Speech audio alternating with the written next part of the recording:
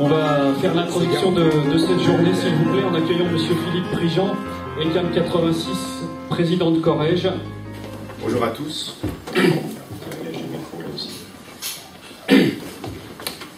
Bonjour à tous, c'est un vrai plaisir d'être là aujourd'hui, avec autant d'ECAM et d'ICAM réunis. Personnellement, je n'en avais jamais vu autant depuis ma sortie de la promo. C'est un plaisir aussi d'introduire cette journée sur ce thème qui nous est particulièrement cher, puisque ce qu'on appelle l'IN aujourd'hui est notre savoir-faire depuis plus de 22 ans. Je remercie Jacques Serve et Pierre Hédrac de nous donner l'occasion de cette rencontre. J'ai cru comprendre qu'ils s'étaient posé des questions sur d'autres intervenants, et si nous sommes le bon cheval pour aujourd'hui, nous allons essayer d'être à la hauteur. Je remercie aussi nos clients, ici présents, qui nous ont fait le plaisir de venir, de se déplacer et de témoigner. Nous avons M. Jean-Yves Stéphane de Nexence, avec qui nous travaillons depuis plusieurs années, et qui viendra témoigner de ce qu'il a fait sur son site. M. Hervé Leroy, que l'on connaît depuis plus de 20 ans, je crois, anciennement Volvo, et c'est le témoignage qu'il va apporter aujourd'hui, et actuellement chez Yanmar, un groupe japonais. Donc peut-être vous aurez quelques moments à échanger avec lui sur ses attitudes japonaises qu'il vit aujourd'hui. Et bien sûr David Barthes, que nous avons connu chez Valeo, et avec qui nous travaillons maintenant depuis plusieurs années au Luxembourg, chez Certizant. Et je tiens aussi à remercier M. Frédéric Martin, qui n'a pas pu être présent là physiquement, qui est le PDG de la société AMX, et qu'un problème de santé l'empêche de se déplacer, mais il a tenu à témoigner. Et donc nous avons réalisé un film dans lequel il témoignera de son expérience en direct. C'est la même chose pour Jean-Paul Matuchet, qui lui aussi a un empêchement, mais qui sera présent autrement, puisqu'il nous a aussi demandé de réaliser un témoignage vidéo. Enfin, je remercie notre camarade Jean-Paul Floquet, qui témoignera de son expérience chez Alstom Transport. Alors, je reviens maintenant sur l'origine de cette journée. Je dois vous avouer qu'en fait, lorsque les associations nous ont contactés en nous disant on veut faire une journée sur le Lean, et j'étais très intéressé évidemment, puisque c'est notre métier, et j'étais aussi un peu dubitatif. Leur demande était, peux-tu nous mettre en contact avec des sociétés qui auraient mis en œuvre du Lean et qui pourraient venir témoigner. Alors, comme je vous l'ai dit, des entreprises qui ont mis en œuvre le Lean, on en connaît, puisqu'en fait depuis plus de 22 ans, on ne fait que ça, et chez tous nos clients, qu'ils soient groupes PME, qu'ils soient français ou à l'étranger, et tout autour du monde. Donc des cas d'illustration, on en a évidemment beaucoup. Donc de ce côté-là, pas de problème, on n'a aucun souci pour trouver des gens qui viendraient témoigner. Mais que peuvent attendre des ingénieurs ECAM qui s'inscrivent à cette journée, qui ont envie de savoir quelque chose dont on ne sait pas exactement quoi? Est-ce une méthode, des principes, un système, une boîte à outils? Comment mettre en œuvre tout ça? Je me suis dit c'est un peu casse-figure, parce qu'en fait tout existe déjà sur le Lean. Lorsque vous traversez la rue et que vous rentrez dans la première librairie, vous allez trouver 3, 4, voire 10 livres sur le Lean. Le système Toyota a été décrit maintes fois. Les consultants font leur, et j'en sais quelque chose, font de commerce souvent sur les modes. Alors évidemment, la plupart des consultants aujourd'hui ont un badge Lean, souvent tardivement découvert, et ils font des conférences partout. Comment ne pas tomber dans le piège d'une énième conférence avec un gros badge Lean, dire voilà ce qu'est le Lean. Maintenant, les pôles d'excellence de toutes sortes, dans toutes les régions, ont ouvert des pôles d'excellence et parlent de Lean avec des experts. Les écoles en parlent, les chercheurs l'observent. Donc en quoi une conférence va-t-elle aider en plus? Donc tout était là le dilemme. Si vous attendez aujourd'hui une méthode type, je crains que vous soyez déçus. Car en fait, on ne pense pas, chez Corrège, et pour en être des pratiquants depuis le début, on ne croit pas au Lean prêt à consommer, aux choses qu'il suffit d'appliquer pour que ça marche. Par contre, tout ce que nous faisons est Lean, avec un seul objectif, le résultat et non pas le système.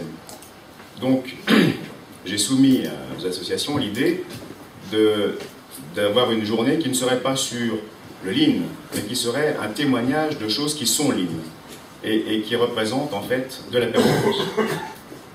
Alors, je reviens sur ce thème parce que c'est quelque chose qui, à mon avis, est au cœur de l'articulation de cette journée. Il y a énormément de modes dans le monde industriel.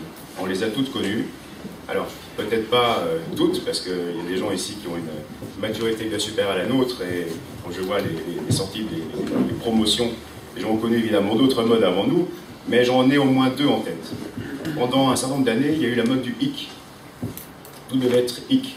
Robotique, automatique, productique. En fait, la technique était ce qui allait être le moyen de rendre les entreprises performantes. Les pôles productiques, en l'occurrence, se sont créés et faisaient l'apologie de la technique. On a connu ça, nous, chez Corège, avec des erreurs mesurées chez nos clients, des chaînes automatisées qui rigidifiaient les process, des robots qui ne marchaient pas, des rentabilités qui n'étaient pas au rendez-vous. Tout ça poussé par une mode que tout le monde suivait en disant c'est sûrement là qu'il faut aller, puisqu'évidemment tout le monde en parle. Donc cette mode du hic a fait faire pas mal d'erreurs. Ensuite il y a eu la mode du AO. Là tout devait être AO, GPAO, FAO, GMAO, DAO. J'ai même une anecdote là-dessus. Un jour chez un client me dit il me faut une GMAO. Est-ce que vous pouvez m'aider à mettre en place la GMAO? Alors, je lui dis, vous avez des problèmes de maintenance? Elle me dit, non, non, j'ai pas de problème de maintenance. Alors, vous avez des pannes? Non, non, on n'a pas de panne. Vous avez des pièces de rechange, vous avez des problèmes de gestion de stock de pièces de rechange? Non, non, non, j'ai pas de problème comme ça. Et je veux une GMAO. Interloqué, on ne comprenait pas ce qu'il me disait. Et il a fini par dire, parce que j'ai la DAO, j'ai la FAO, j'ai la GPAO. Quand j'aurai la GMAO, j'aurai le CIM. Stupéfiant. Bon, on lui a demandé gentiment si on pouvait le laisser y réfléchir. Et on n'est jamais revenu, évidemment. Donc, ces modes sont dangereuses. Cette mode du AO a, là aussi, amené ce niveau de désolation avec des systèmes informatiques qui rigidifient à leur tour les entreprises, avec une idée que le fait de rentrer dans le moule d'un logiciel programmé allait être positif pour l'entreprise. Alors, quid du lean? Est-ce que le lean est à son tour le même piège? Je pense qu'en fait, le lean, pour le coup, est une tendance qui est meilleure que les deux précédentes que je viens de citer, mais avec son même lot d'erreurs. On entend partout, nous, des voix qui parlent de faire du lean. Le lean se fait comme ça. Le lean prête à l'emploi. Mais en fait, le lean n'est pas une recette. C'est une recette qu'on suit et qui fait que, voilà, une fois que c'est en place, j'ai le lean. Je suis lean. Alors, d'où vient lean? J'ai eu la question tout à l'heure. Le terme lean n'est pas une abréviation. Le terme lean vient des Américains qui, lorsqu'un moteur est bien réglé, disent « The engine is running lean ». Donc ça veut dire que le moteur est réglé à son beau niveau de carburation, qu'il ne consomme pas et qu'il a son meilleur rendement. A contrario, the engine is running rich, où là il y a évidemment trop d'essence et une surconsommation. Donc ce terme a été repris, et aujourd'hui, lorsqu'on pense lean, il faut penser viser résultat avant tout. Viser supprimer la surconsommation. Viser à simplifier les choses, à supprimer la complexité. Pour ça, le bon sens et la lutte contre les idées préconçues est sûrement la meilleure clé qui soit.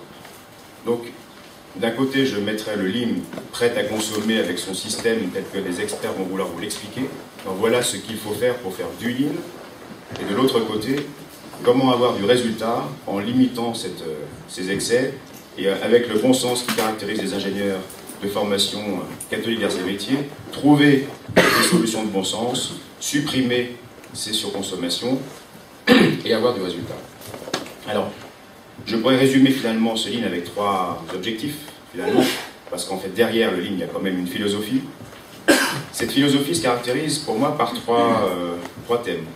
Le premier, c'est augmenter la valeur perçue par le client. Donc lorsque le client achète quelque chose, il attend évidemment d'avoir un produit de qualité et cette valeur perçue est importante. Le deuxième point touche au service, fluidifier les flux. Et fluidifier les flux pour deux objectifs: avoir un délai plus court et un service meilleur, d'un côté, et de l'autre côté, pour l'entreprise, diminuer le besoin en fonds de roulement. Et le troisième thème est de simplifier les process, simplifier les postes de travail et les tâches, de façon à augmenter la productivité, d'une part, et limiter l'investissement par des choses qui sont des investissements de bon sens, d'autre part. Tout ça est facile à dire, c'est la chose la plus compliquée au monde à faire.